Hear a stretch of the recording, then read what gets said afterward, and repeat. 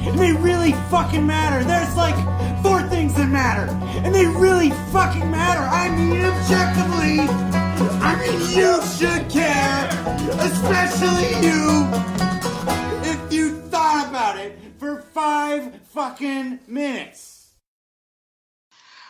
Welcome back to episode 55 of the Outer Voices podcast. We are your hosts, Keem and Esme.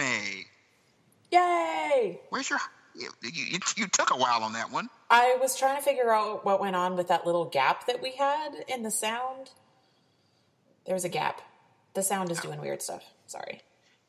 No, it's fine. But we are back after a week of no show.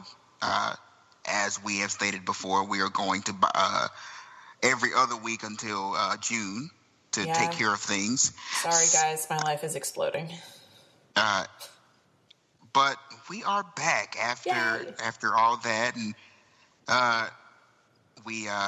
it's been an interesting 2 weeks. We've had Syria been bombed again in that time, like before that? I'm not sure. No, that's the last 2 weeks. Pretty sure. Yeah. On lighter news, Avengers Infinity War came out this weekend, and that proceeded to rip my heart out. I have not seen it, mostly because I have not seen any of people, go see that movie. My God. It was great. I saw it on Friday. I saw it opening night. I usually don't see movies opening night, and that was fun.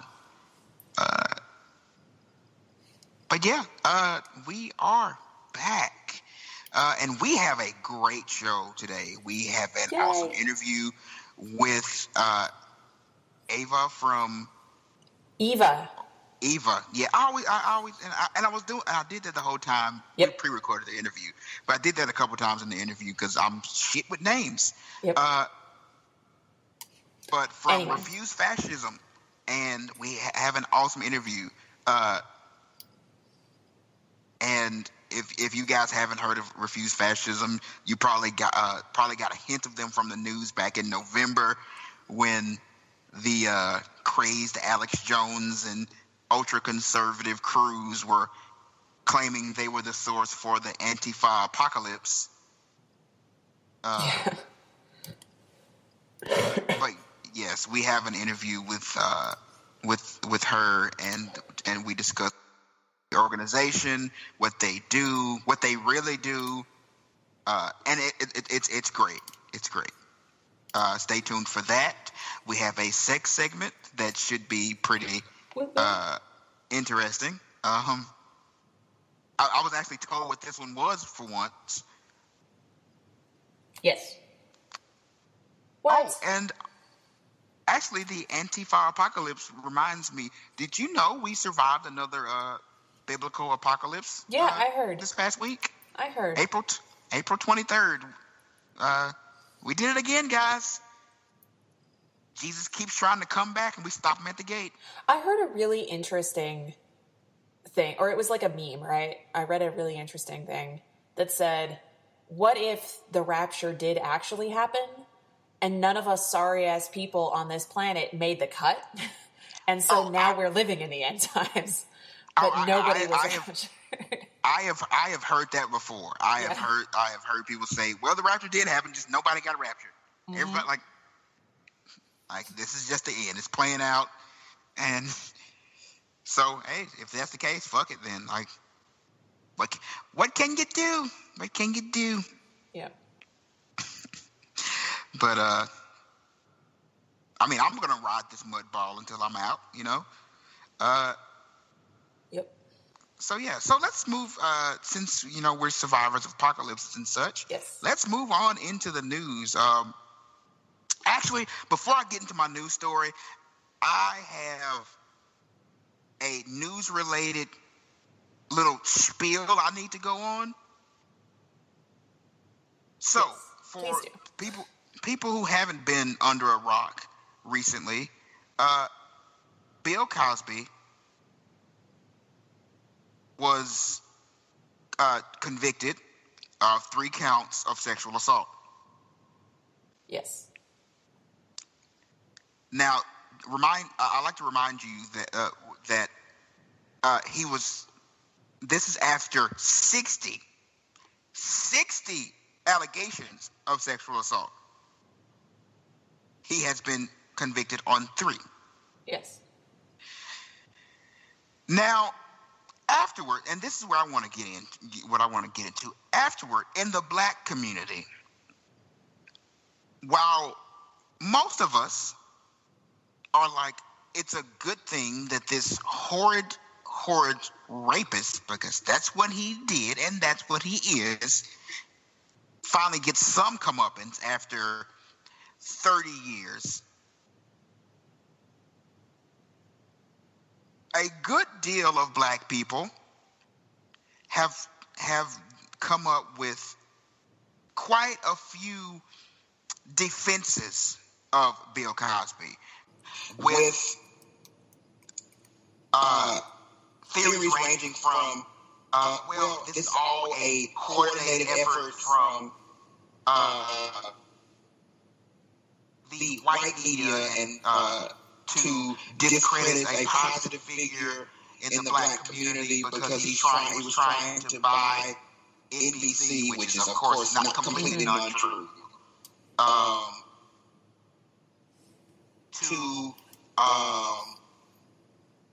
Honestly, I think the worst of all is all these women were lying. Mind you, 50. I think the number is actually 56. No, Like it's there were 59. What? It's 59. 59. Wow. So 59 people. 59 people made allegations against this person. Yeah. Let me tell you, if 59 people are saying that you sexually assaulted them, even if some of them weren't telling the truth, which that's not for anyone, that's not for you to judge, honestly. But if some of them weren't telling the truth, let me tell you, some of them are. And if at least one is telling the truth, that's more than enough. Yeah. But there's this big defense of Bill Cosby, and I want to say a couple of things. But one, black people, stop defending this man. There is no reason to be defending Bill Cosby at all. Just because he made you feel good on TV in the 80s doesn't make him some untouchable black Jesus.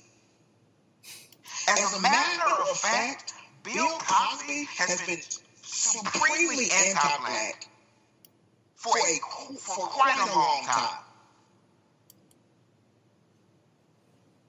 The entire premise of the Cosby Show wasn't to uplift black people, but it was an attempt to try to show white people that black people could assimilate.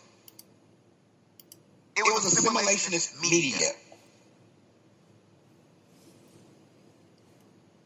That's what he's always done. Even more recent than that, the pound cake speech, where he did nothing but downgrade and disparage the black community. Mm-hmm. And say that's what we deserved because we let the family fall apart.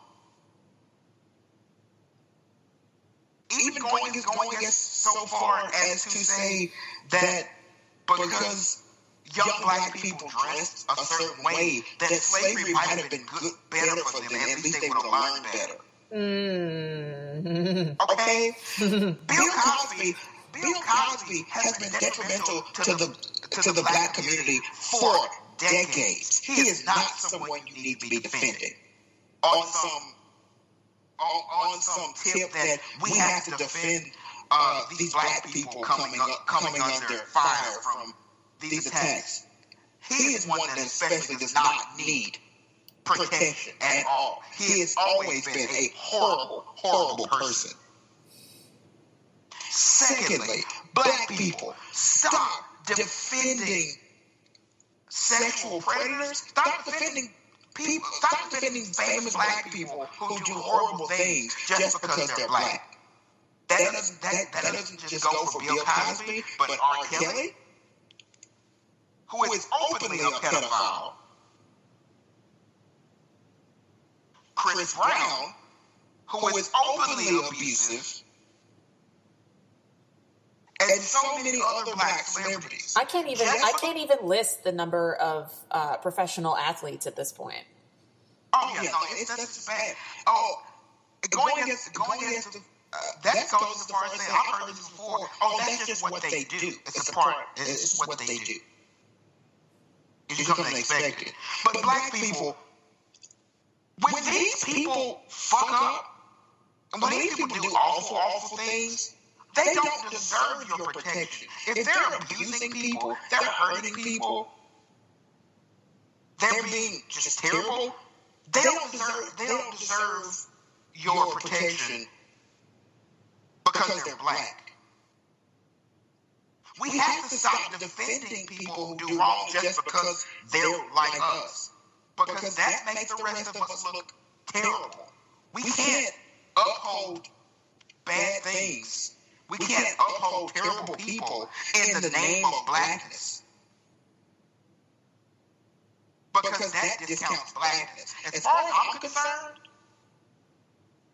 as soon as you do something awful like that, you're not black. You don't get the defense of blackness from me at all. You fucked up. You did something shitty. You did something shitty, like openly. And that's the thing with Bill Cosby. These aren't just like, oh man, people saying these things about Bill Cosby. Bill Cosby said, openly admitted that he drugged women. He said he did it. Yeah. His wife said he did it. She was complicit in it. Don't pretend like it's a conspiracy, like it's a setup. These people did horrible things. They deserve punishment. They deserve, their victims deserve some sort of justice. And you don't get to wipe all that away because they're black, because they made you feel good. And the third thing is, all this energy y'all are putting into protecting and caping for these black celebrities when they fuck up, when they do horrible shit. Where is the same energy in your own communities for your own, like, local people who need your help? You won't give this protection to Tyrone, who was selling weed to provide for his family, and Tyrone goes to jail. You're not saying, man, Tyrone just fucked up, and they let him go. You're not fighting for him. But you want to protect these black celebrities. Man, you got kids out here getting shot and arrested for all kinds of shit. A lot of stuff they didn't do. Mm-hmm. But you want to be out here caping for a rapist, a pedophile, an abuser. You have to get your shit together. All right? Black folks, get your shit together. Because you get riled up. Instead of being riled up about Kanye West all on Trump's nuts this week, go out and fight for your community. Redirect your energy. Put your energy into actually helping the people who deserve it. Because this dumb shit you're doing, it doesn't work. And that's my piece on that one. I think that was your news segment, Keem, because we're 15 minutes into our episode now. Damn it. I mean, unless you want to go real long. Shit.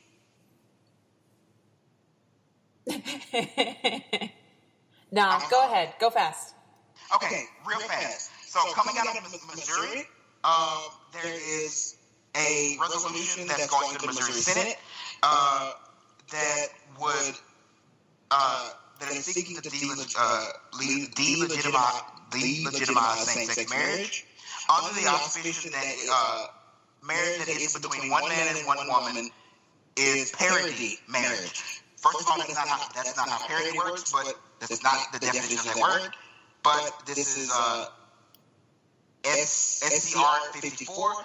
But the justification behind this, they say the justification behind this resolution, it says that same-sex marriage and non-heterosexual sexual identity is all part of the religion, quote unquote, of secular humanism,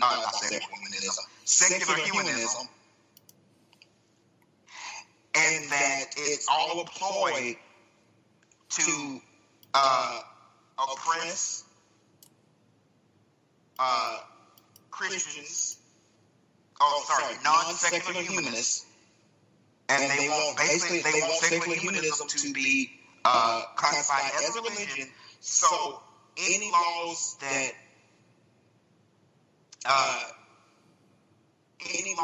are passed or support any kind of LGBT stuff would be considered under this resolution as a religious bill, and therefore in violation of the First Amendment. And that all other legislation, basically, all other legislation that would deem that behavior immoral, that would be considered secular legislation and thus constitutional.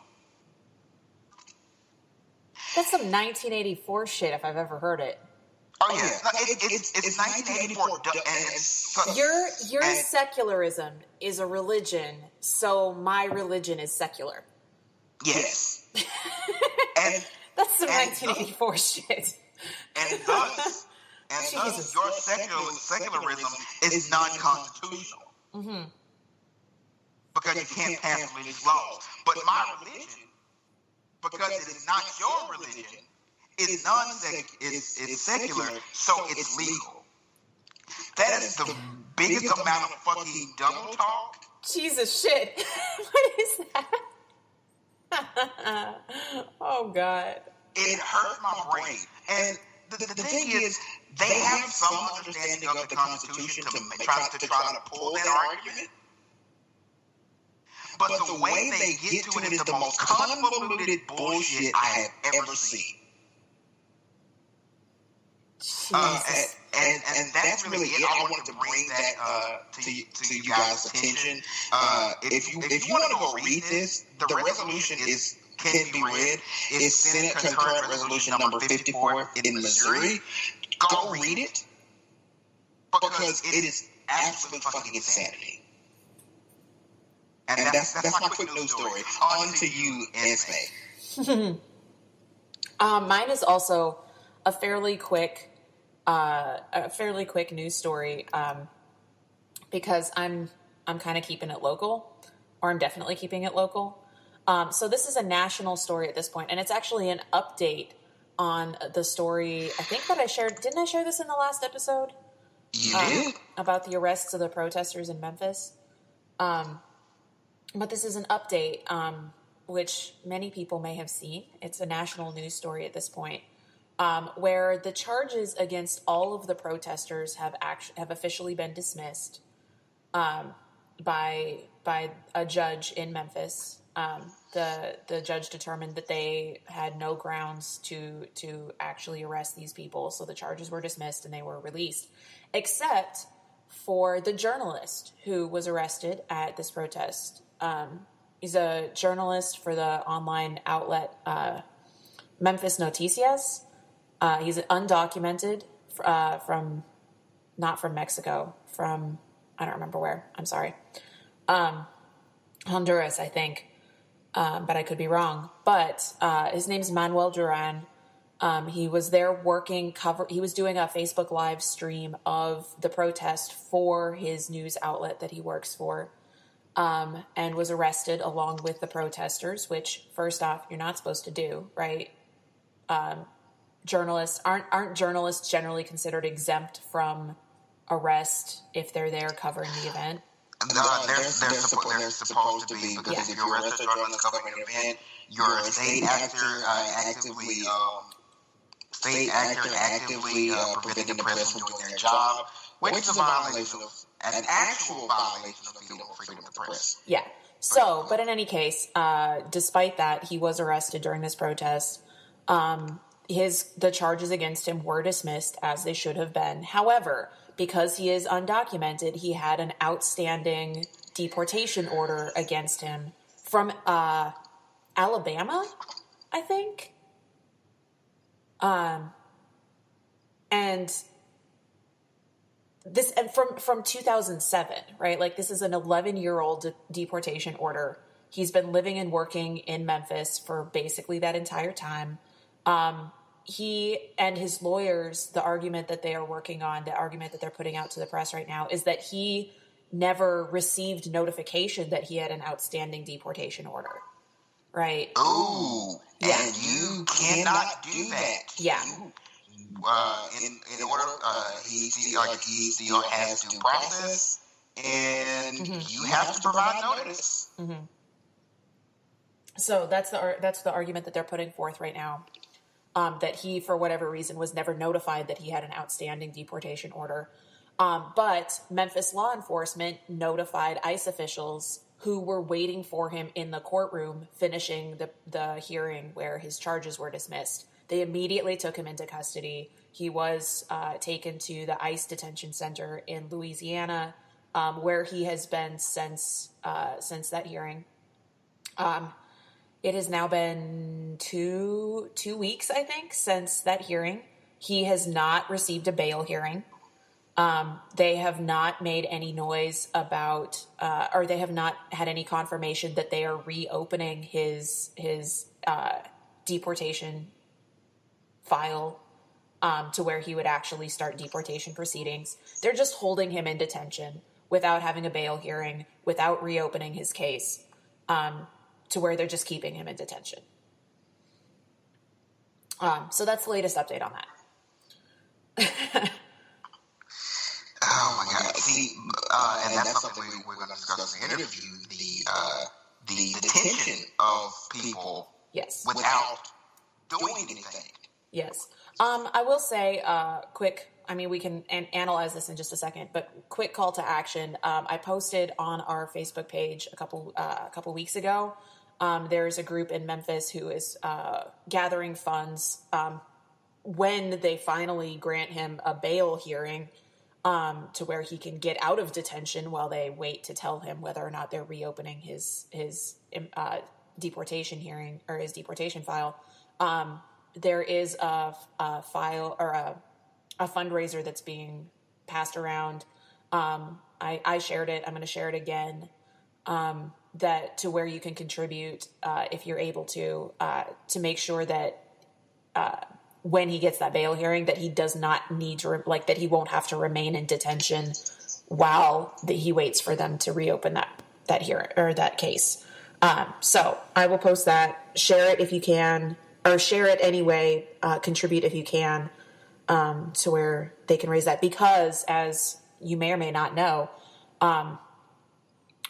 when a U.S. citizen is accused of a crime and is awaiting trial, they can go to a bail bondsman and they have resources to get that money in a quick manner, in a faster manner. But for undocumented people, that avenue is not available, which means that if they are going to get out on bail while they await their hearings, they need to front the entire cost of that up front. And so I think that the average, the amount of money that they're trying to raise for this is something like $20,000, because that's a pretty normal amount of money for a bail for an undocumented person in detention. And this is like for a family to have to come up with $20,000 like up front, like that's insurmountable. But so that will be going around. Contribute if you can, please. So Keem. All right. This is where we go with the news. Unless you want to pick this apart a little bit, but that was my news. I think there's too much to pick apart other than call to action. If you can help. Yes. Because this is. Okay, I will say one thing. One thing that makes me angry about this whole scenario. The fact that it's the fact that he's still detained. Yes. And two, it's taken this much to try to get a bond. Yeah. This makes me exceedingly angry, not just because on its own it's ridiculous, but with the shooting, the Waffle House shooting in the past week. Yep. Where this person goes in and murders 5 people, and I think shoots another 5. Mm-hmm. And at first he was given a very like easily met bond. Mm-hmm. At first, it was revoked, but it seems really fucked up to me that a reporter is having this much difficulty getting his freedom because he's undocumented. But a murderer. Not just a murderer, a mass murderer. A mass murderer is initially given a very manageable bond to just roam free, basically. Mm-hmm. It took public outcry to get the judge to revoke bond. That is insanity. Mm-hmm. But I digress. I'm going to move on. Fair. So we're going to move into our interview portion after a brief musical interlude. Enjoy. Long-haired preachers come out every night, try to tell you what's wrong and what's right. But when asked about something to eat, they will tell you in voices so sweet, you will leave by and by in that glorious land up in the sky where high working pray live on hay. They'll get high in the sky when you die. That's a lie. Holy rollers and ramblers come out, that they'll sing and they'll jump and they'll shout till they get all your coin on the drum.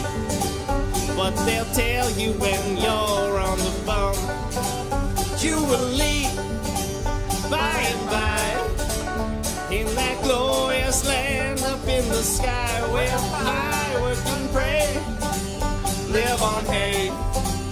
You'll get high in the sky when you die. That's a lie.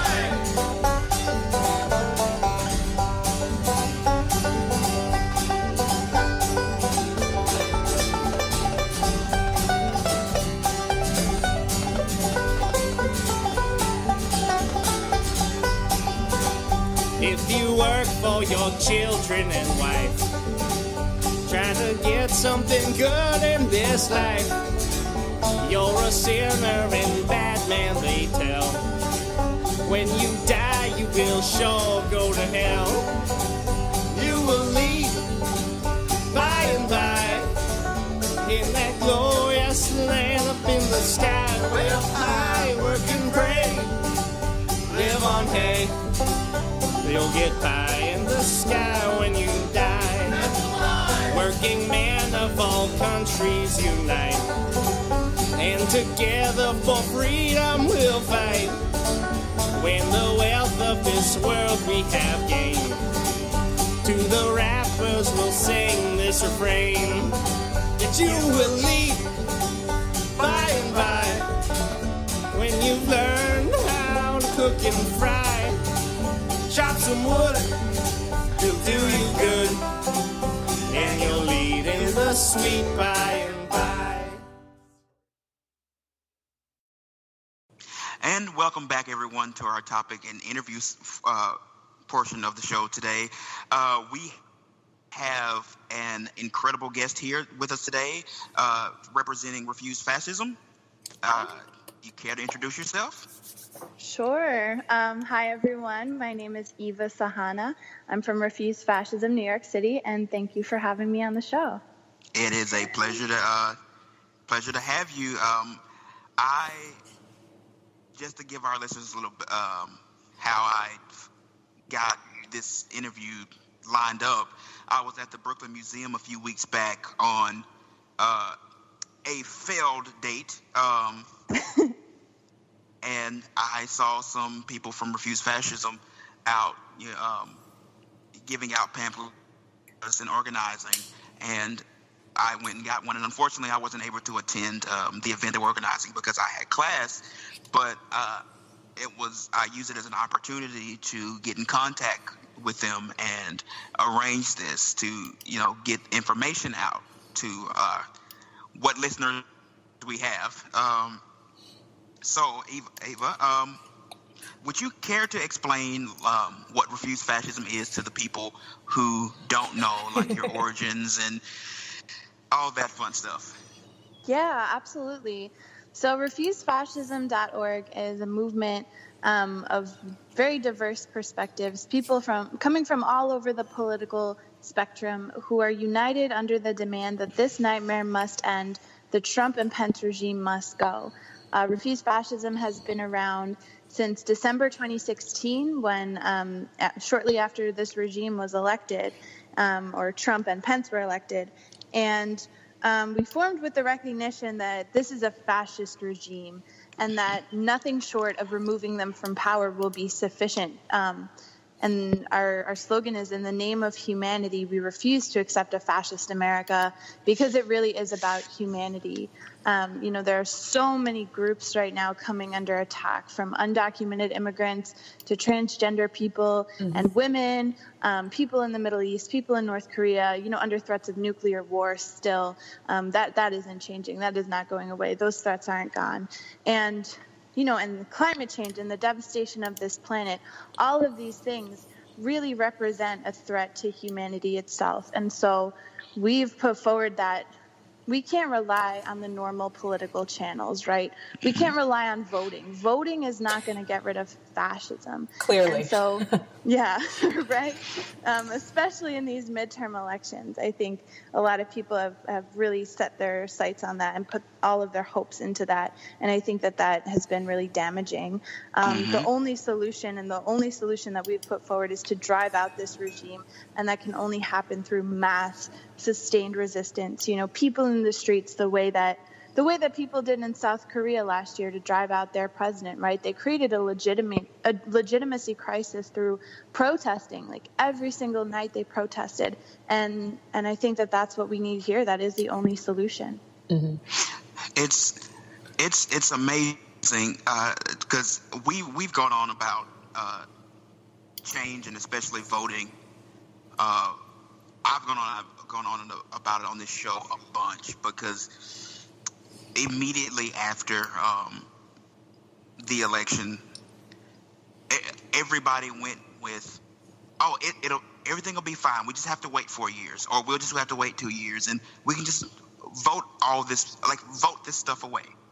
Mm-hmm. And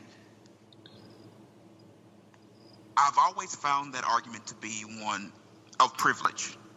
Right. That you have the ability to say, well, my life isn't going to change that bad, so I can wait and try to vote this and do something that way. But for the groups that are being attacked, whose lives are in danger, whose livelihoods are in danger, who are being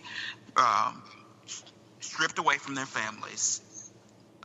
In the case of immigrants, that are being gunned down on the streets, because of course that is also a stemming from the environment coming out of this regime, because that's the word for it. And all the people who are being, people just being killed, being beaten, and all these other horrible things. We don't have the luxury of hoping that we can wait it out and vote and things will change, especially with the very clear interference from outside governments in our voting. Right. We have been taught to rely on the quote unquote system for so long that when we've gotten to a point where the system is so broken that we need to do something, we need to make some kind of movement and not rely on the same mechanisms that led us here in the first place. So many people are afraid to do so. Yeah. Yeah. I mean, I agree with you absolutely, actually very wholeheartedly. I think, I go out, and doing organizing all over the city, and there are people who are really agonizing over, everything that they're seeing in the news. But, there are good portion of people out there who will say, well, in 2020, we're going to get a Democrat elected and everything will go back to normal. And sometimes I'm just like, how dare you? Could you really say that to, a woman who's going to be taken away from her babies, going to be thrown into a detention camp and deported? Could you really say that to, like you said, someone who's going to be shot down by the police? Someone who has to worry every day about their kids just walking down the street. Are their pants up high enough? Things like that. Kids who are getting locked up now, they brought back the mandatory minimum sentences, getting 10 years in prison for an ounce of weed. And we all know that extremely disproportionately impacts Black and brown kids. And and there's kids in Yemen, right? The United States, one of the first things this regime did was make a $110 billion arms deal with Saudi Arabia. And Saudi Arabia is bombing and blockading Yemen. There's 22 million people there who are in desperate need of humanitarian assistance. And it's like a crisis every single day. These kids can't get food, they can't get clean water, and they can't even think about going to school. They have cholera. I mean, this is a humanitarian crisis, the worst on earth. And the role of the United States in this it's undeniable. And it's, could you look one of those people in the eyes and say, well, we just have to wait till 2020 and then things will get better? I mean, that's outrageous. That's morally bankrupt. We have a responsibility to find a solution. And, what you're saying about voting, I mean, we're not telling people not to vote. There are people who have thrown a lot of passion and everything like that into the midterm elections, and that's fine. At least they're doing something. But we have to come together and recognize that that's not going to be sufficient for some of the problems you've laid out, but also the gerrymandering and also the voter suppression. Again, impacting Black people more than the rest of the population to suppress their right to vote. Those things haven't gone away. And so if we really even believe that the midterm elections are going to be legitimate, even though the 2016 election, the popular vote by 3 million votes lost. I mean, that makes no sense. If that doesn't really challenge your belief in this voting system and how many problems there are with it, and how, I mean, even if it was perfect, even if we got the Democrats back in the House and in the Senate, there are a lot of Democrats in the leadership who have said that they're not interested in talking about impeachment, right? They want it to look like it's bipartisan. Jerry Nadler, I'm not going to talk. He would be the one leading the House Judiciary Committee, the committee that would entertain talks of impeachment. But he's out here in these town halls saying, I'm not really interested in talking about that because look what happened with Clinton. It didn't appear bipartisan, and I don't want to do anything like that. I don't want to disrupt the system. But you know what? The system is disrupted. Everyone's lives are disrupted right now. Nothing is normal, and we have to we have to demand so much more of these politicians, and it doesn't come through voting or not voting for them. It comes from being in the streets, creating a crisis where their whole system can't function, where everyone is out there calling them out for what this is, calling out this regime and saying that they have to go. And then that forces the Democrats in power to respond to that demand, to find a mechanism to get rid of this regime. Right. It goes to the notion we have gotten this false notion in our brains, just as a society, that the government makes the rules for its people. But that's not the goal of a Republican democracy. The goal of the way it's supposed to work is the government is supposed to work for its people. Like, that's the way it's supposed to work. When the people are suffering in masses, the government is supposed to respond to that. But currently, we have a governmental system where those in power only do things that help themselves. And the rest of us are treated as pawns to get things done, to legitimize what they want to do. I was actually talking with, so I'm actually from Mississippi, and so coming to New York has been a big, of course, culture shock. But talking with some native New Yorkers, and explaining to them how gerrymandering and voter suppression exists in Mississippi, and the harsh degrees to which it exists. Mississippi is nearly 40% African American. But the political stuff does not reflect that. The political power, African Americans hold so little voting and political power in Mississippi that it's ridiculous. Massive amounts of people, their votes, their political power, the things they want mean nothing, because the GOP has just carved out Mississippi. They've suppressed the vote so ridiculously that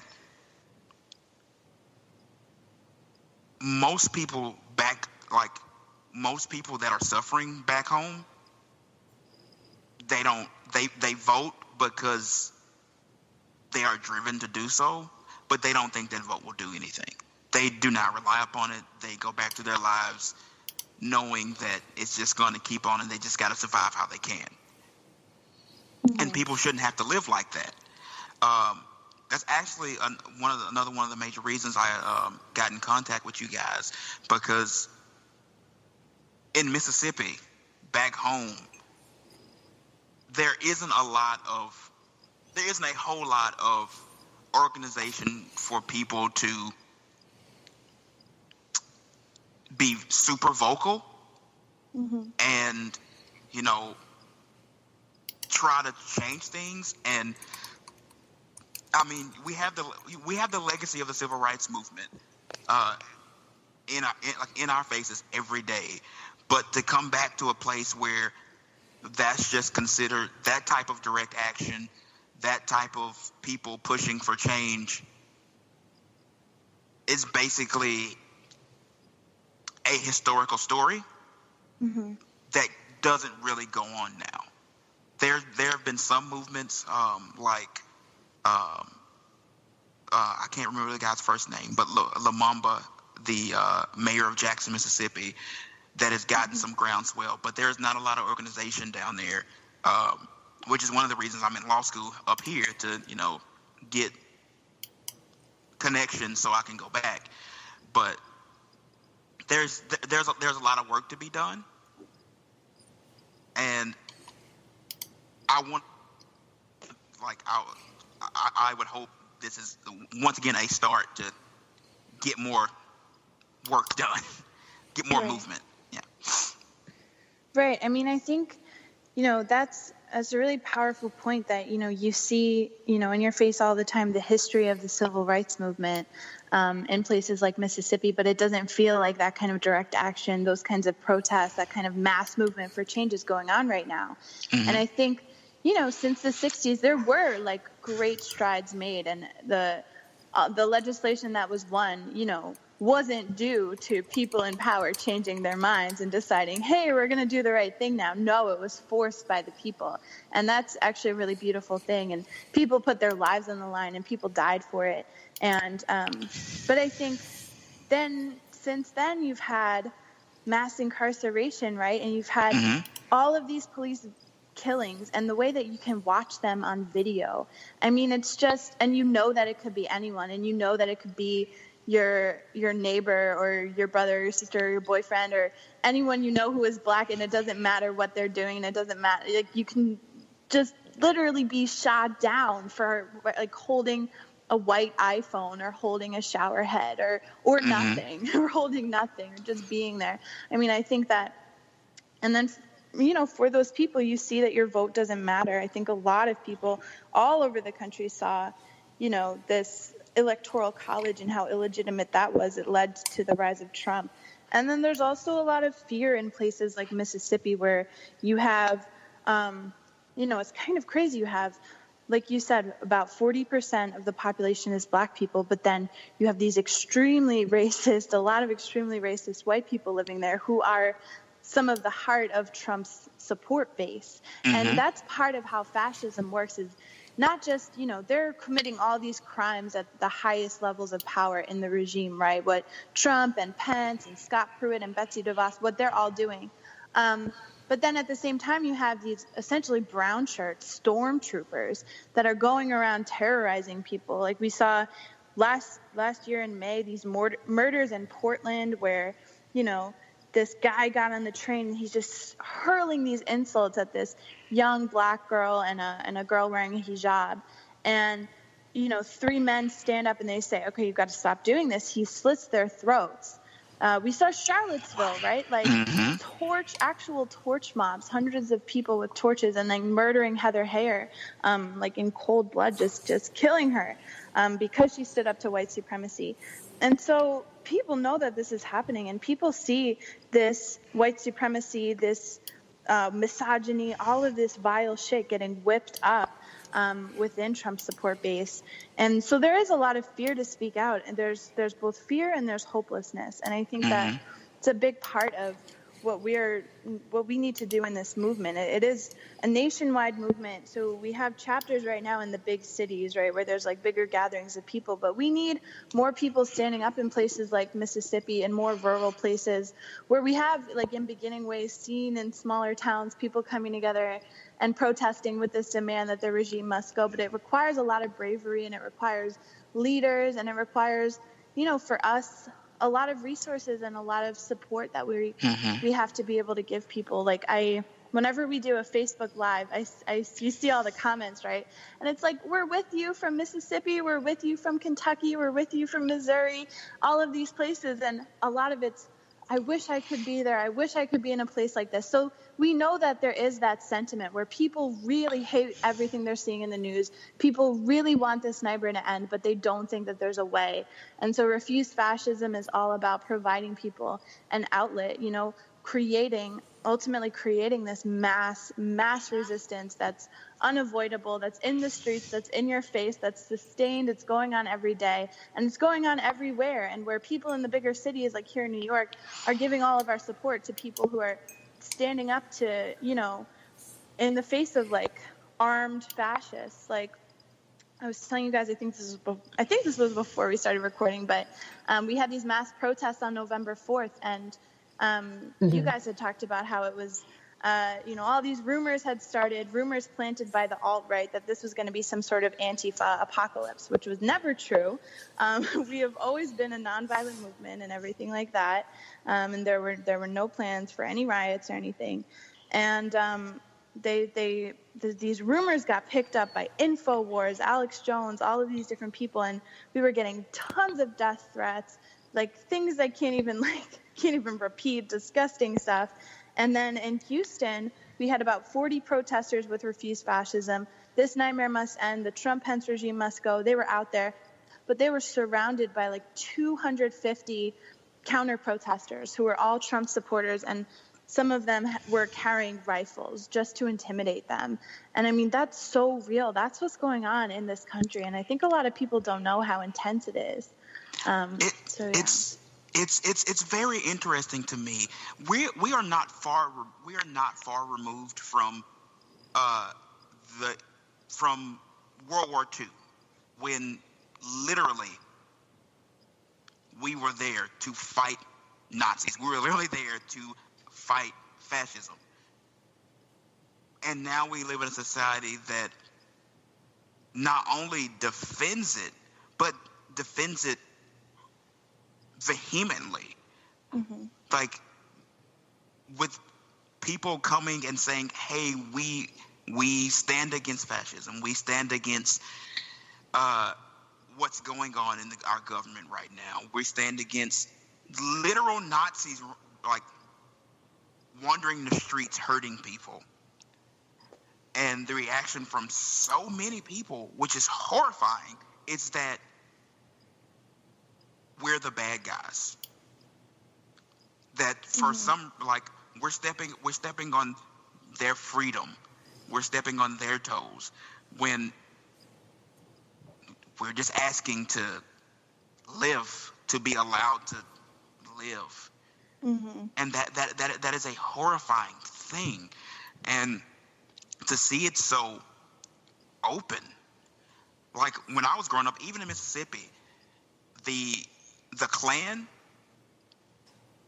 people didn't talk about being in the Klan. That's not something you bragged about. Mm-hmm. But in the past couple years, it's been open. People have been openly, like, wearing their Klan attire, making open threats. I've gotten a few of them myself. Wow. And just all kind of this very open and visible, like, white supremacy, fascist attitudes. We want these people oppressed. We want these people gone. We want these people dead. Right. And it's horrifying that we've gotten to that point. It's horrifying that we've gotten to the point where this is even necessary to say. But I mean, here we are. Mm-hmm. Yeah, I think you're really right that this is absolutely is a major phenomenon, and you talk to a lot of people on the left who say, well, it's not that different. You know, what we're seeing with Trump is just a continuation of the same, terrible policies and the same white supremacy. And, there were a ton of police murders under Obama. That's true. But like what you're saying, there is this qualitative difference. There is a leap forward that they're making. And there are a lot of reasons why fascism has come to power right now, right? Like there's a ton of backlash to having a black president. There's, of course, in going out and organizing, you encounter a lot of people on the other side, even here in New York City, a lot of racists who are like, how disrespectful is it that they put a Muslim in power after 9/11 and all this stuff? Like people actually saying things like that. And women having more basic rights, and having a woman run for president. There's a lot of people who have been like kind of low-key white supremacists, not exactly low-key, but misogynists and white supremacists who at least had to be a little bit more polite about it, who weren't, you didn't have torch mobs with swastikas and Confederate flags coming out under Obama. Like you just didn't. It wasn't socially acceptable. And now you do have that under Trump. And, I don't think that everything Obama did was perfect. I don't support Hillary, but we would have still been in the Paris Climate Accords, for example. We wouldn't be, completely open to offshore drilling. There would be things that, while very imperfect, and there still would have had to have been a lot of change made, it wouldn't be like this. It wouldn't, 11 million undocumented people are living in terror right now, like 11 million. And these detention camps are filling up, these horrible conditions. I was talking with someone last night about the pardoning of Joe Arpaio, this guy who ran these tent cities, right, in, I guess, Arizona. I think it was Arizona. Yeah, yeah. it was. I mean, people were dying of heat stroke, like these horrific conditions, and those camps are just being packed. And like, this is what we saw in Nazi Germany. This is what happened. They were set out to deport all of these Jewish people, right? They wanted to cleanse Germany of the Jewish people, and they sent them to these camps at the borders, and those ended up becoming concentration camps, right? And then they finally had so many people in these camps, they were losing the war, and they had to create this final solution to the Jewish question, and that's how you had the Holocaust happen. And it's not that far off, and so many people say it couldn't happen here, but why would you argue that it couldn't happen here with the history of hundreds of years of slavery here and the genocide of Native people? And there's a difference right now, but there's also continuity, and you have, like, for mass incarceration, you have the structures for some horrible shit to happen. And I think we're seeing the beginning of that process, and it's going down a very dark path, and there is a point where it becomes too late to stop it, and that's what we're trying to prevent. We're trying to stop them before it does become too late and before serious horrors come down on people. And I am honestly very interested to see what's going to happen. So politically, with all the lawsuits and the investigations and all this other stuff coming at the Trump administration, they're going to look to do things that solidify their position, to solidify their power, to legitimize in whatever people's eyes that what they're doing, what they're encouraging is the right thing. And I'm horrified to see what's going to happen, because like you said, the steps that led up to the Holocaust, we are right on that path, like very much so. And generally when especially people in power that want to stay in power start getting pushed, they start to act more aggressively. Right. And with that being the case, there is a lot of pressure and there's a lot of push from, like, just like I said, from just the legal standpoint on the Trump administration. And it really worries me what buttons they're going to push, what last tricks they're going to pull out of the bag, and that's going to hurt a lot of people. And on what you were saying, like, people think it can't happen here. I always remind people that, I mean, even besides slavery and the genocide of Native Americans and mass incarceration as it exists today, the Japanese internment during World War II in Korematsu, that America really quickly switched to straight up concentration camps. Without a very thought. recently, right? Yeah. And it was quick. It didn't take a lot of justification. All they really said was, these people are a danger, put them somewhere. And you see that now. Absolutely.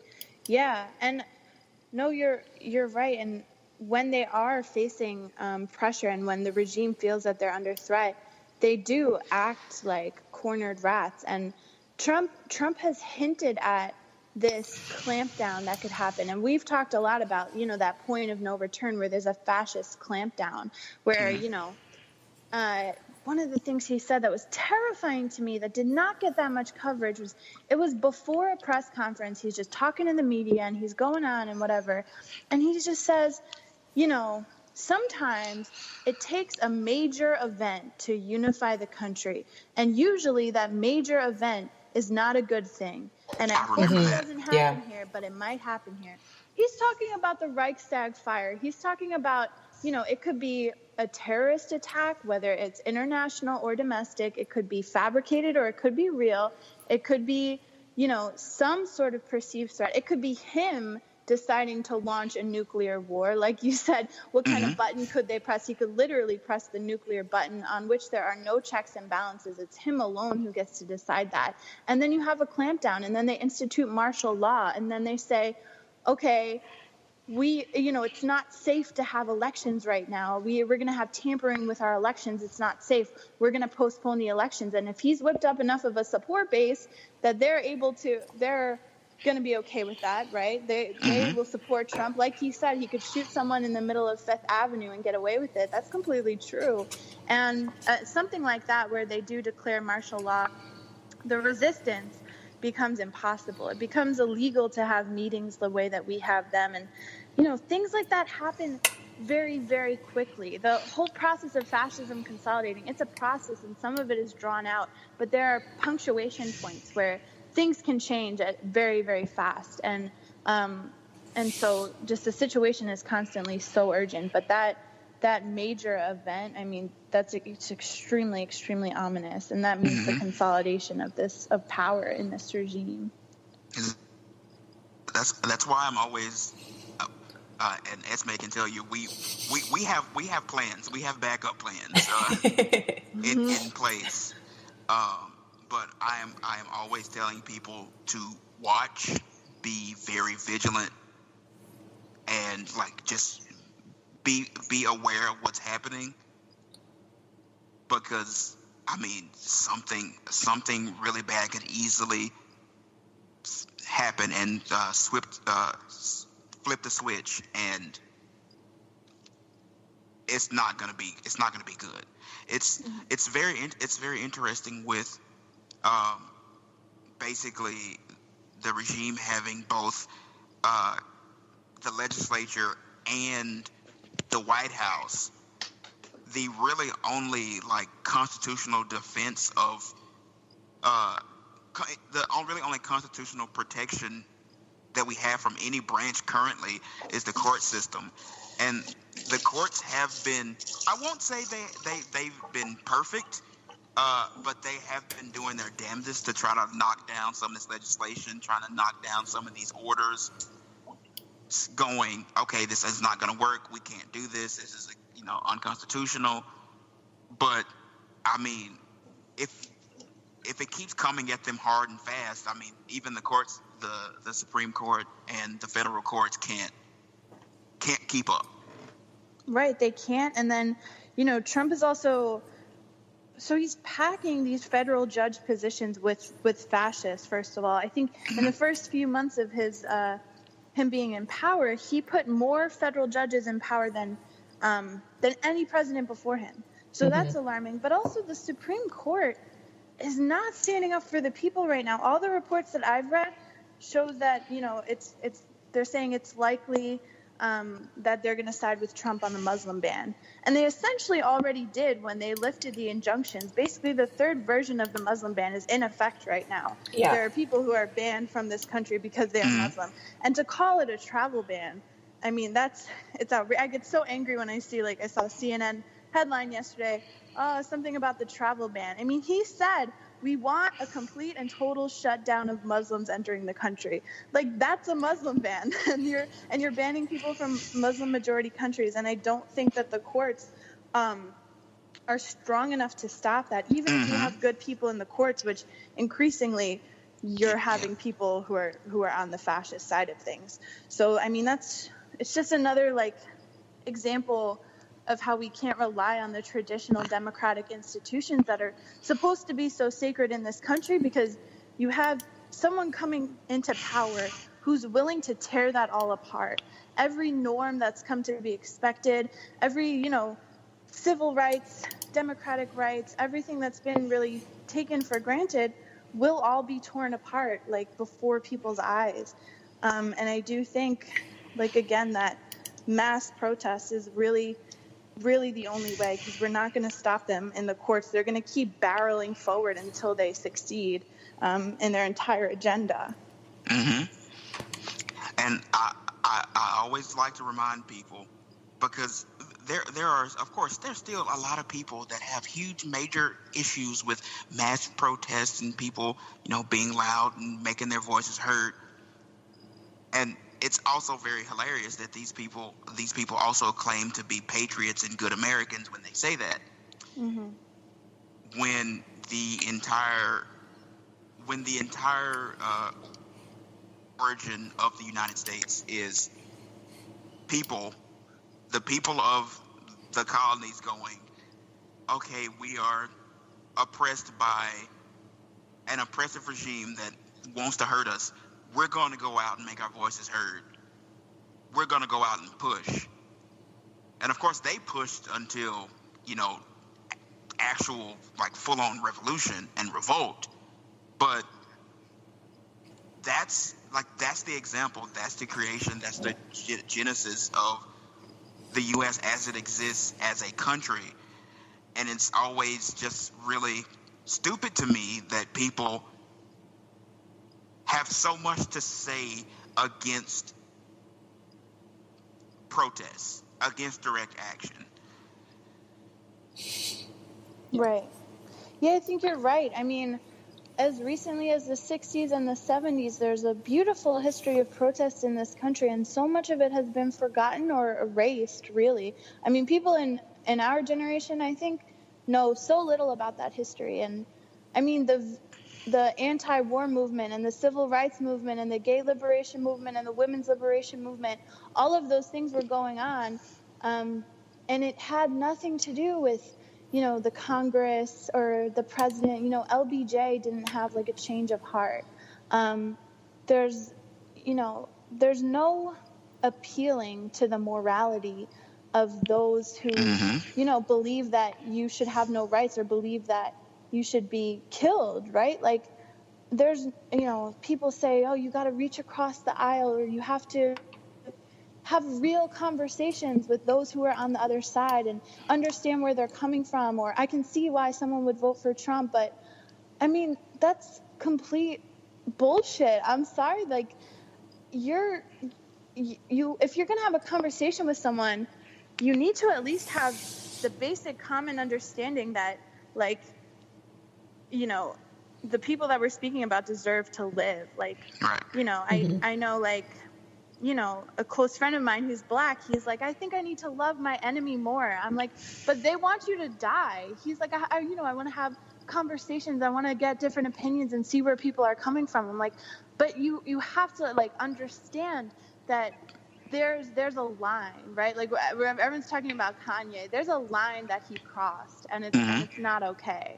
That's always thing. Like, I have conversations in the black community very often because, and I've discussed this recently, the legacy of Dr. King has been co-opted to the point where people go, oh, well, we should, love and understand because that's what Dr. King would do. But Dr. King was very confrontational. Mm-hmm. Like, people want to forget that. And right. When I talk to people, it's like, oh, we got to hear both sides of the story, and we got to love our neighbor. I always go, you can love somebody. You don't have to like them. You don't have to support what they're doing, and you can understand what they're saying. You can, like, I know why white supremacy is a thing. I understand where they're coming from. Just because I understand that doesn't mean it's a real place that you should be coming from. Yeah. Like, it's not a place that's real, and it's not something you should be doing, and I'm not going to sit here and let you, argue. I'm not going to let you come here and support the destruction of my life and the lives of people like me and other people. Like, I can understand you all day, but am I going to support you? No. Am I going to reach across the aisle and welcome you into my home when you have a knife to literally stab me in the heart because that's what you want to do? Mm-hmm. Yeah, you're right about, Dr. King's legacy being, so distorted. I mean, someone actually said to me, like, I was talking about some people who were doing really cool things, planning to be arrested, and they were like, you think Dr. King was out there, like, getting arrested, getting into trouble? I'm like, he's been arrested over 100 times. What are you talking about? Like, people really think that. It's baffling to me. It's it's really insane. Like we're coming off 50 years, and we talked a lot about this. 50 years after the assassination of Dr. King, and just in those 50 years, the idea of what he stood for and what he did has become so incredibly warped that it boggles the mind. Like, we've gotten to a place where white supremacists use quotes for Dr. King to try to prove their point. How I don't know how you came to that conclusion. Yeah. But that's not a road that I've driven on. That comes with some deep and heavy delusion. So we've got to talk, and I said this interview was going to be about 30 minutes. It's about 45. But is there anything else you would like to add to this conversation before we wrap it up? Well, when is this going to be posted? Because I might want to announce an event, but I'm not sure. It's something that's tomorrow. Unfortunately, we're posting this on Monday. Yeah. Because we need a little time to, edit and all this stuff. Okay. Well, then I would encourage everyone who's listening to check out refusefascism.org, the website, and the Facebook page, and especially the Refuse Fascism NYC page, so people can stay up to date with all of the events that we're doing. We're having social events, we're having organizing meetings, we're having protests. And I will say, whenever there's a crisis, like when the regime bombed Syria, we are the ones who are out there protesting. So I know there's some people who are how do I find a protest, and where do I go when something happens, when the police shoot somebody, right? Like Sahid Vassell, where do I go? Check out Refuse Fascism. We are always out there protesting and then ultimately building mass protests to drive out this regime. That's what the movement's all about.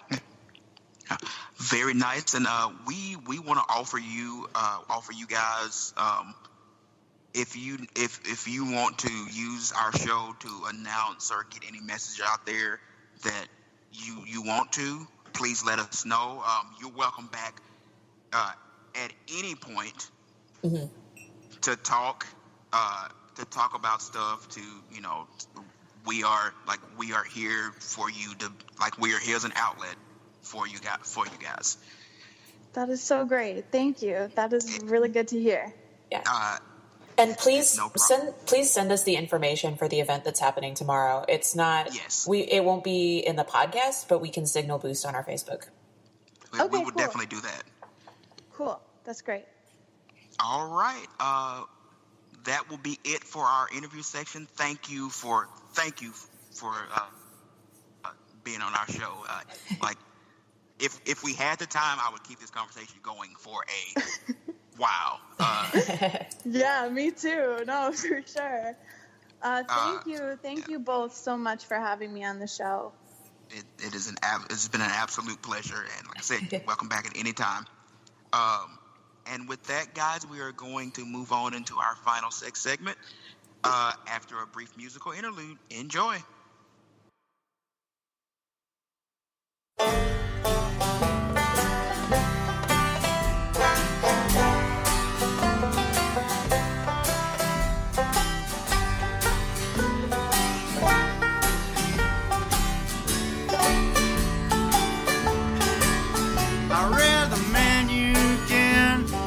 YMCA just trying to think of something clever to say to the girls on the bench smoking cigarettes, 'cause it's been so long since I had sex. Oh shit, well, I'm pissed and I need a drink.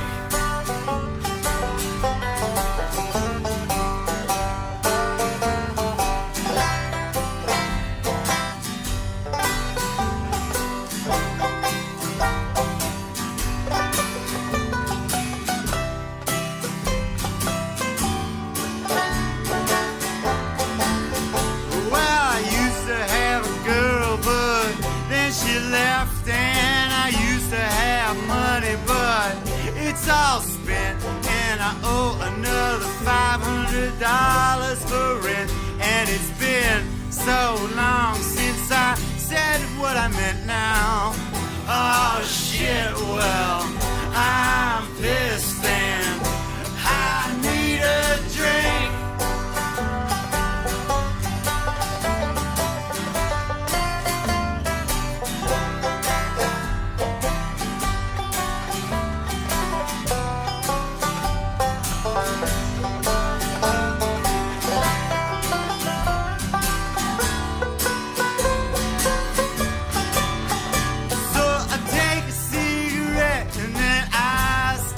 Smoking and I hold it in until I start choking. Pardon me, I guess you must have been joking when you told me that I don't get lonely.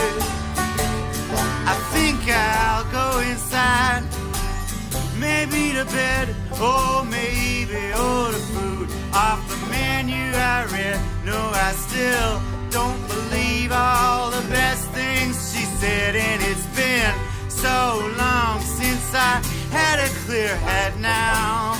Oh shit, well, I'm pissed and I need a drink.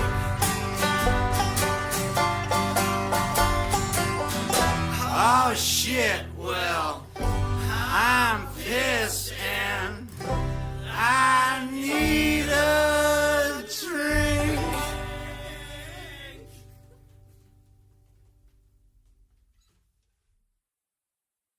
And welcome back, everybody, to the sex segment.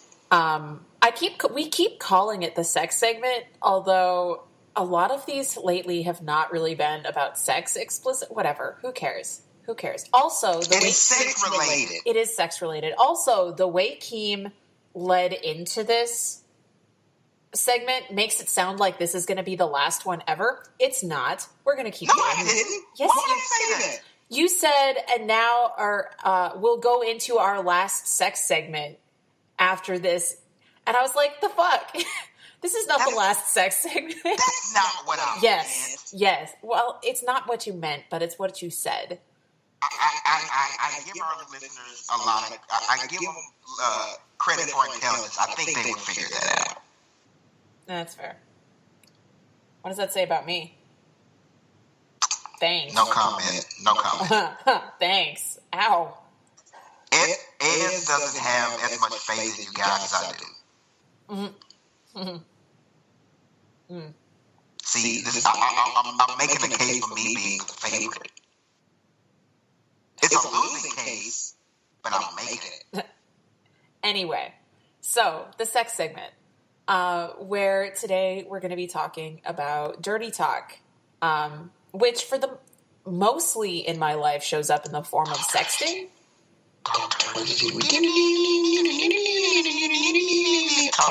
Sorry. Now, we had, apparently in this episode, we have 3 musical interludes. Anyway, so, and full disclosure, this was inspired by an episode of the Dildorks that I listened to last night where they were talking about, like, they both get questions all the time about, like, what about dirty talk? Like, how do you do it? Right? And really, like, the answer is kind of like however you want to. I mean, that's my answer to it, right? Like, how do I do dirty talk? However, whatever feels sexy to you, right? Whatever feels sexy to you and to your partner. Which it takes some conversation outside of the actual dirty talk in order to make it sexy, right? So there's a few different things that go into it. One is a lot of people have really strong feelings about certain words, about body parts. So, like with me, like, make sure that you know your partner's gender shit that's going on, if they have gender shit that's going on, right? Like, there's certain things that people can do and say if they're trying to, like, get me hot with their words that, like, has the opposite effect because of, like, gender stuff. or power stuff, right? Like do the things that make sense for you and for your partner. Like it would not make any sense for Keem to tell me a whole story about, or like to tell me all this stuff where he's being really dominant of me, because that's not how I roll. True. Right? Like that doesn't make sense. Whereas for somebody else that you're involved with, right, Keem, like that makes more sense. Or like could make more sense depending on who that person is and what's going on, right? Like that would not make any sense. I think that's one of the reasons that we don't do a lot of dirty talk, is because a large part of my sexting is like very much focused around like power dynamics and stuff, and we don't have that power dynamic. I just don't know how to sext if I'm not being dominant. But here's the thing. So we're going to get his personal stuff. While we don't have that power dynamic, I am also one to go with the flow. I'm a chameleon. So are you saying you're a switch? No. Here's the thing. It's a justification thing. Because I can play a role, but in my mind, I'm not giving up the power, but by playing that role, I am giving, I have the power to give somebody something they need. But that's not what I need. But see, not in that. Unfortunately, you know what's in my head, so because I had to explain it. But if you didn't know what was in my head, it would work. Anyway, but so like I'm a hack Sorry. So if you're going to engage in this with a partner, whether you're in person or you're doing it via phone, which I don't do very often because I hate talking on the phone, or if you're doing it via text, I mean, step one is to know your partner, right? To know the kinds of things that they like, to know the kinds of things that they don't like, to know what their reactions are to things. Like, I know that this reaction is a good thing, right? So have a conversation about the gender stuff. If you have gender stuff going on, have a conversation about the power stuff. Have a conversation about words, right? The word pussy really, really turns me off. Like, just call it a cunt. But other people have opposite reactions. Oh yeah, I mean, I don't like the P word, but you can say it, Keem. Super harsh. Huh? The C word is also super harsh. You can say the words, Keem. I don't. See, and this goes back to what you're talking about, discussing things, because Keem has like kind of an issue with like those really like crass words for genitalia. See, this is another reason that we don't do dirty talk.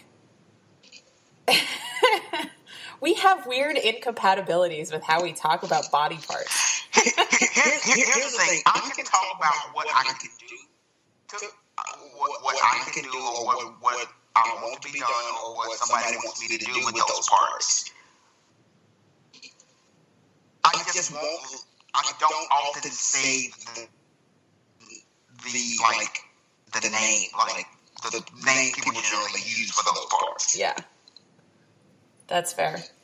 But yeah, but know what your partner likes as far as words. Like, I know that Keem is uncomfortable with a lot of the words for things. I know that we have a huge disagreement about what the best colloquial term for a penis is. We do? What do you call it? I mean, colloquial. That's the thing. other than penis, I normally just say penis. That's fair. You do that. But then didn't we have a whole discussion one time about how I call it cock, and you're like, but what? No, but why? That's okay. And I figured this out. All right, y'all, this is going to be a weird one, but stay with me.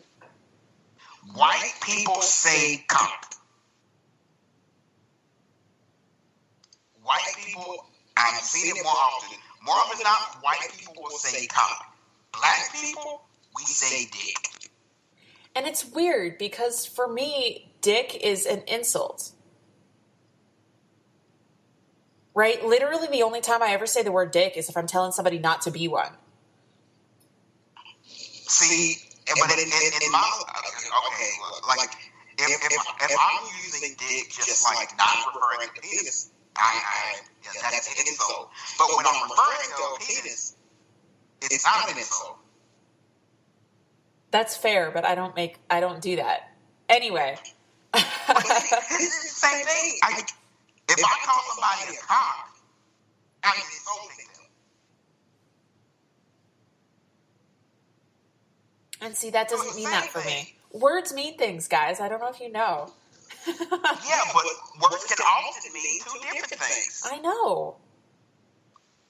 But that's what I mean, right? Like, is that everybody ascribes meaning to words, right? And depending on who you are, like, those words mean different things. It's interesting.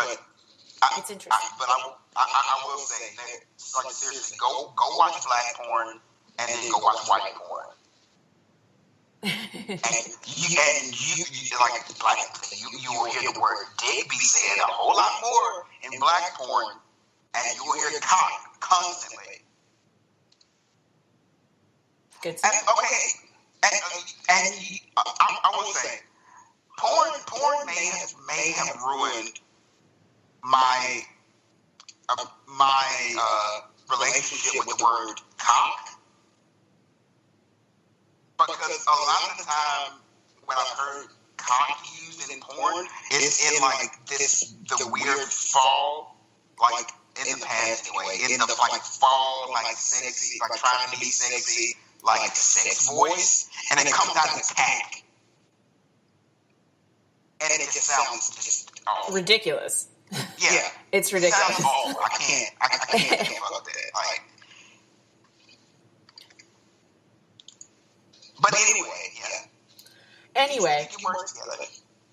Anyway, so like, no, that's the point is though, like, have a conversation with your partner, know what words work for them and what words really don't. Find the happy medium between what words you can use. Also learn their style of dirty talk. Yes.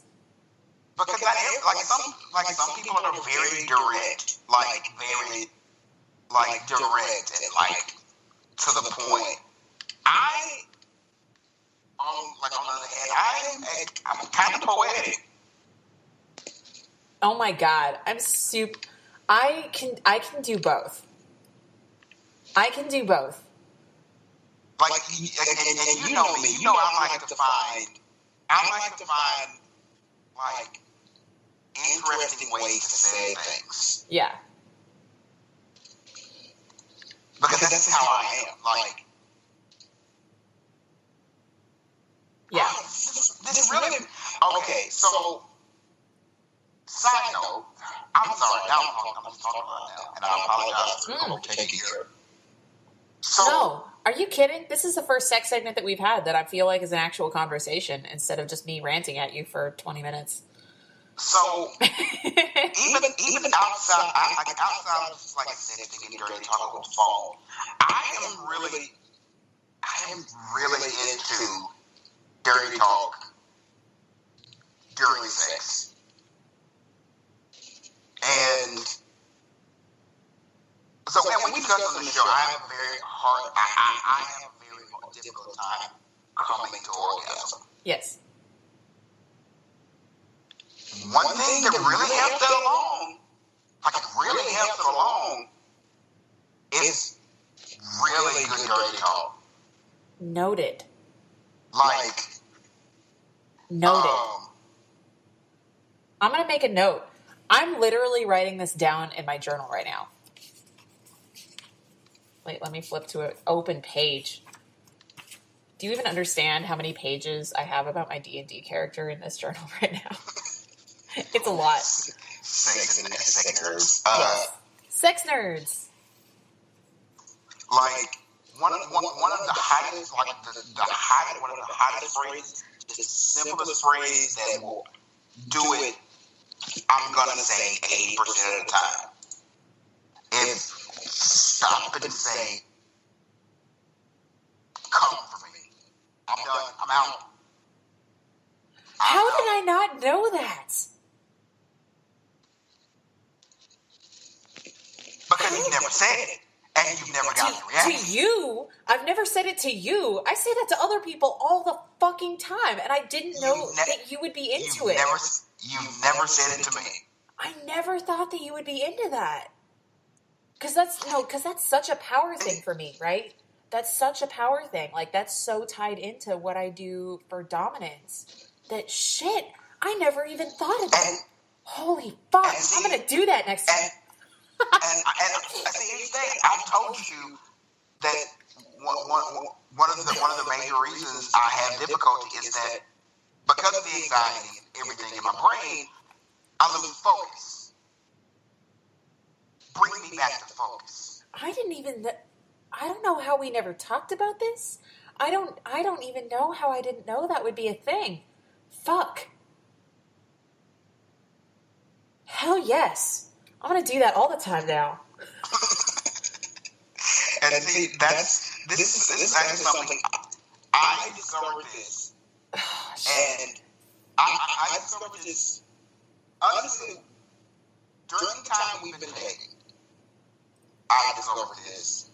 And I got an inkling with one person, but when Lavi did it,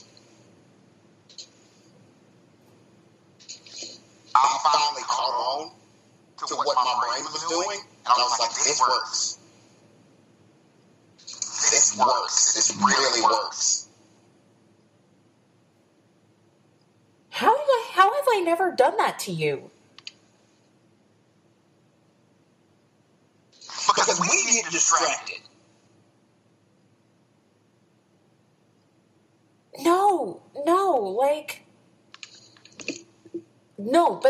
But saying that is a thing for me. And it seems so implausible that we've never managed to put those two pieces together. Because you and I are different. And it's not different from one another, but our interaction is always different. So, while that may normally be a thing for you, which I've noticed, a lot of things are normally things for you that do not come up in our interactions. Well, because real talk, you might be the first person that I'm trying to think. You're certainly the first person that I've had any kind of significant relationship with who is not more submissive than I am. Right? Like I'm not getting into like actual like DS definitions, right? But like there's every relationship has like relative power in it. Or like every person has like a relative level of power that they want. And I think that you might be the first person that I've ever been in a relationship with who has not wanted to be more dominant, or who has wanted to be more dominant. And I typically want to be more dominant in my relationships. So the funny thing, I don't want to be like more dominant. I want to be as dominant. Mm-hmm. Like back on my whole equality and balance thing. Oh no, I'm fully with you on that. Right? Like this is an episode or a conversation for a whole other episode, and we should get back to dirty talk. Sorry. This got a really long tangent about our sex lives. Dig it. Oh, shit. My mind is blown, and I'm super excited. Shit. I can't wait until June. But, and now that I'm giving everyone, like, the keys to the kingdom. Now everybody knows how to make Keem come. Oh, God. Yes. Anyway, before I move on, one more thing is I have really, like, if you're going to sext me, which we keep saying we're going to do more, I have really, really strong feelings about how to spell the word cum.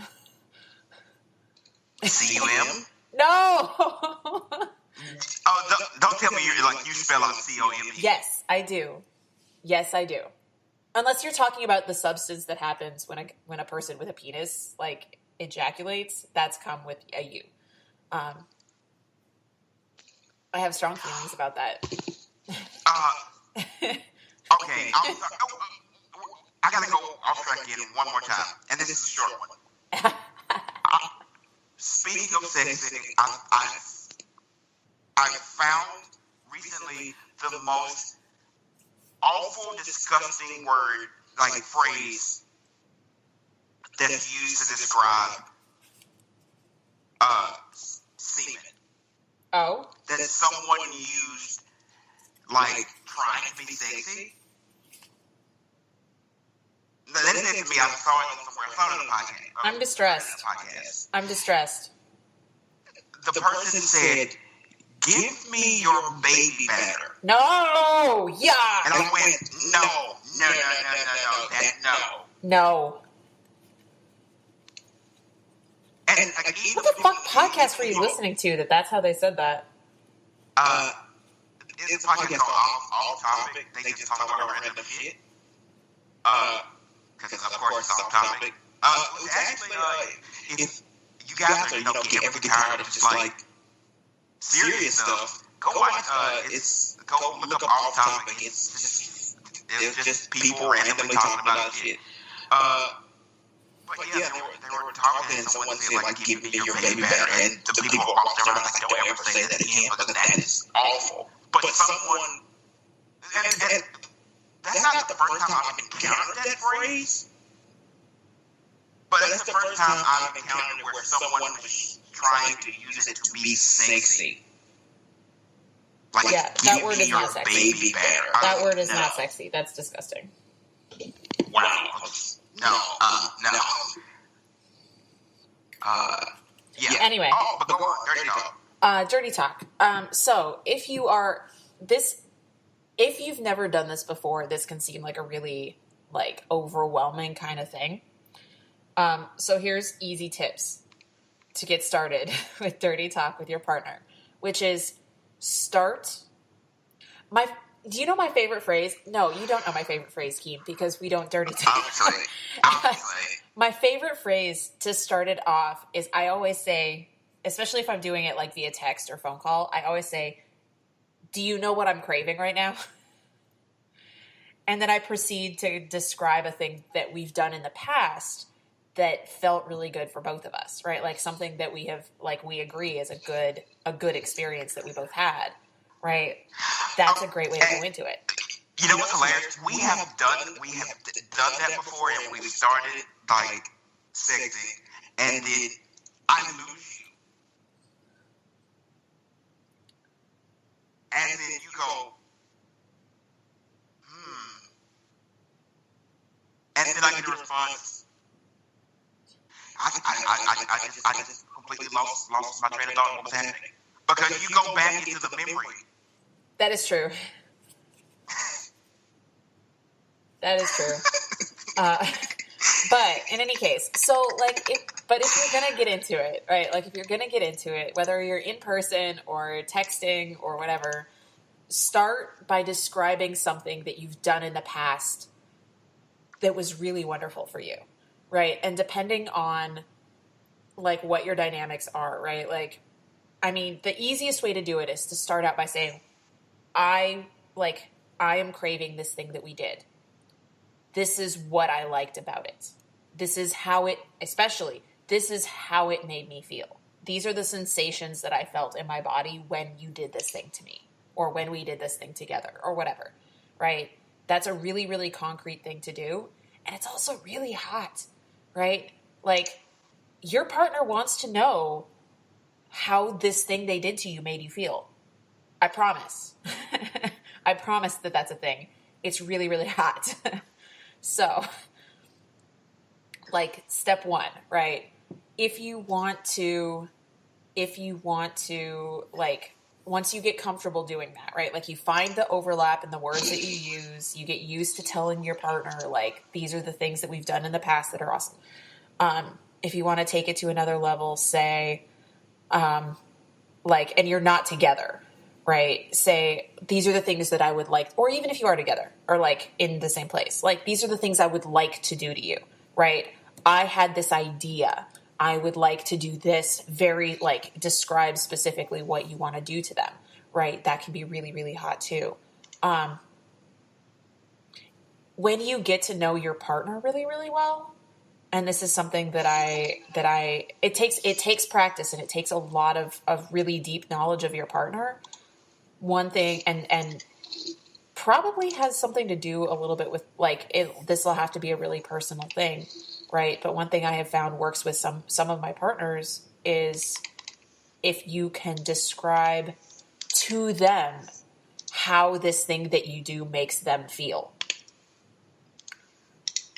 Right. I have had partners that are like, holy shit, that is incredible, right? If I can say, I'm going to do this thing to you and you are going to feel this, and they would be like, hell yes, that's exactly what I would feel.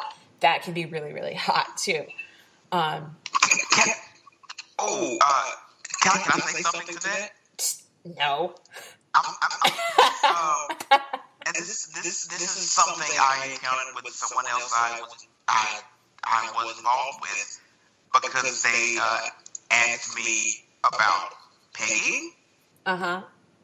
And the phrase was,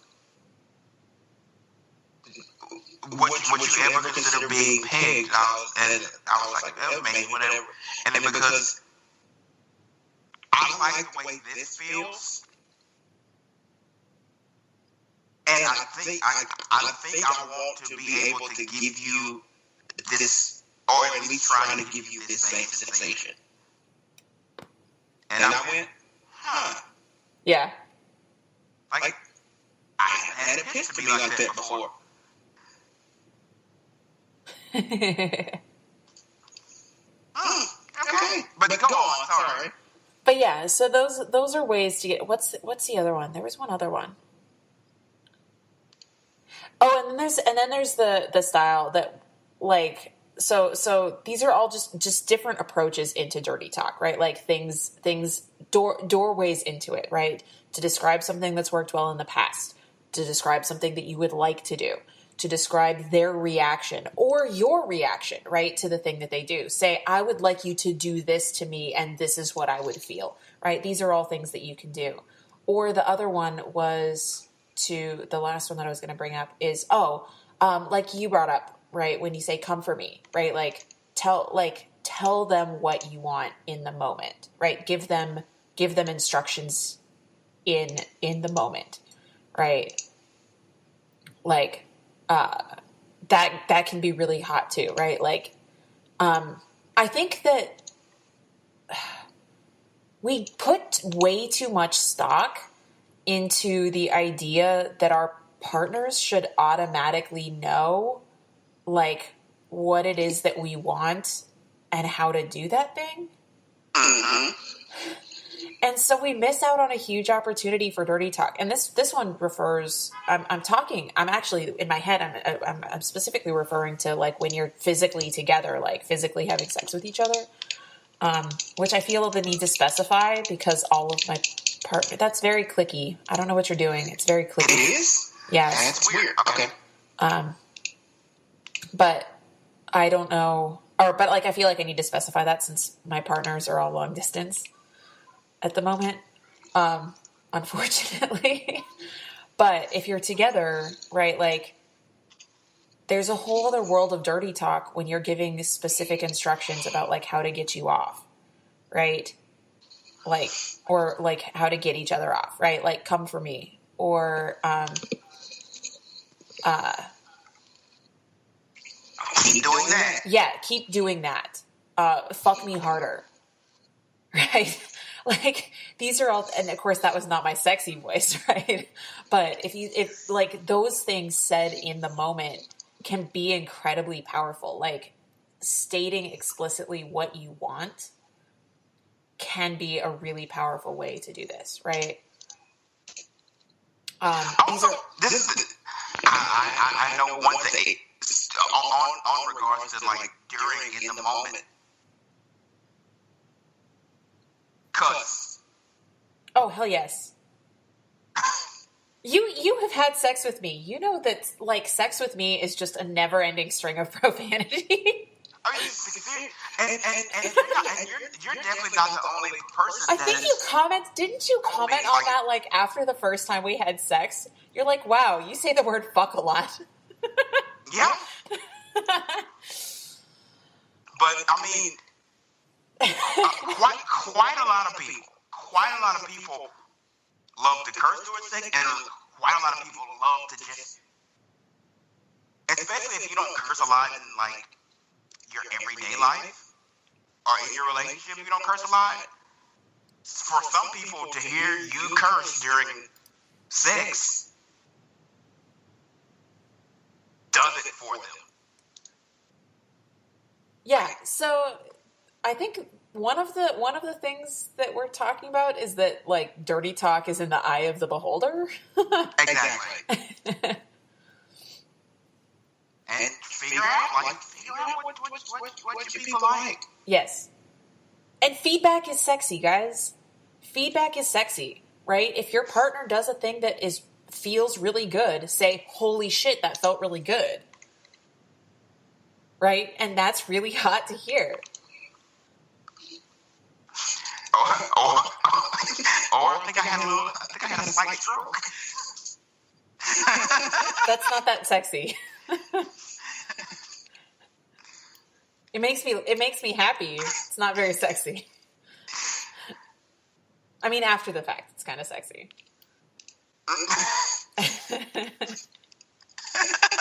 But yeah, so there's tons of little things, right? Tons of little things. Like, dirty talk doesn't have to be a huge fucking deal, right? It can be little. It can be little. It can be big. It can be, like, really specific, or it can be more general, right? Like, just say what you like. Tell your partner in so many words something that you want them to do to you, or something that you want to do to them. Say what? Like, and remember to have fun. Yeah. Like, dirty talk is not serious. Like, it's for fun. Yes. So that's my rant about dirty talk. I feel like we've reached a new place today. Oh, you better believe we reached a new place today. You better believe it. I have a thing. Like, I have a trick now. I still can't believe I've never done that to you before. Shit. And see, the funny thing is, you've known about the animal butt for quite a bit. Yeah.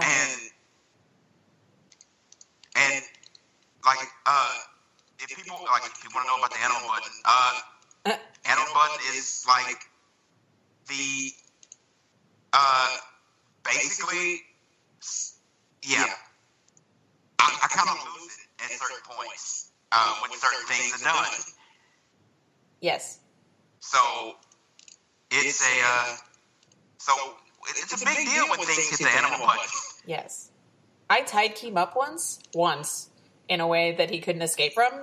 That was frankly a little frightening. Frankly. You laugh, but no, I'm being serious. Like, I was nervous. I was like, shit, it's a good thing he's tied up and can't escape, because he might actually, like, physically attack me, like, in that animal way. It was intense. It was intense. And things happen. So it was intense. Yeah. It was a whole thing. Anyway. But yeah, on the whole thing, dirty talk. Well, hey, might help you press your input.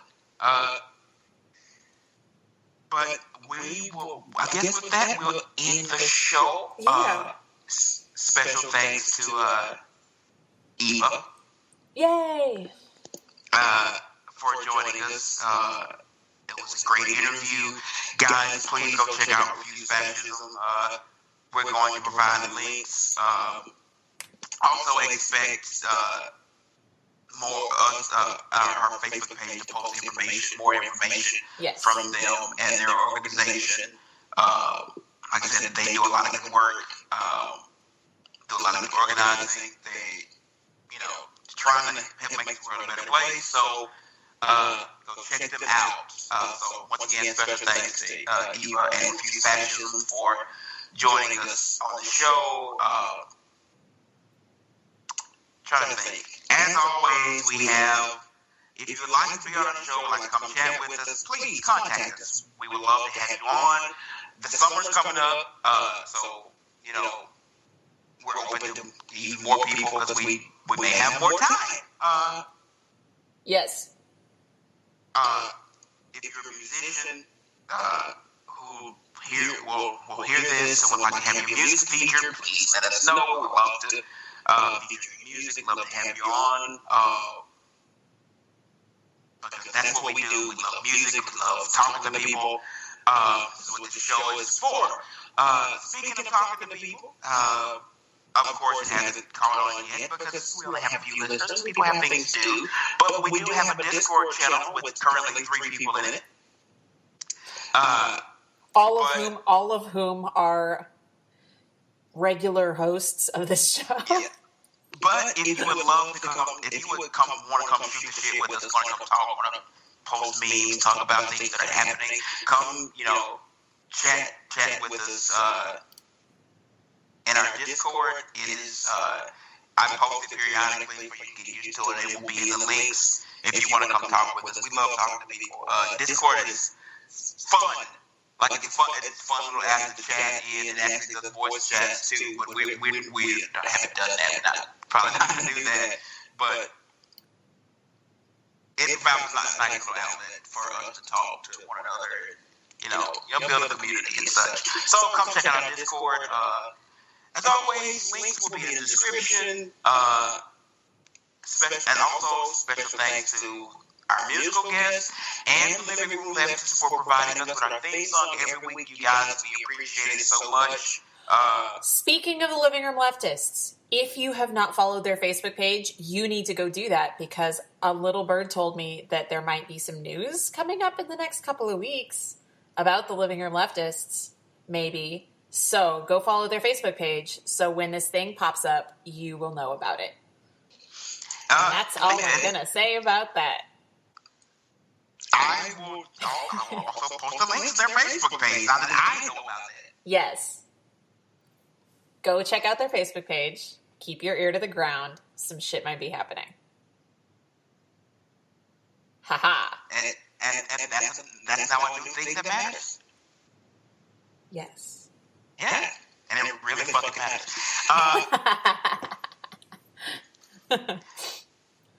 But anyway, with that, we will see you guys in about 2 weeks. Yay! And as always, this has been Keem and Esme, and we are out.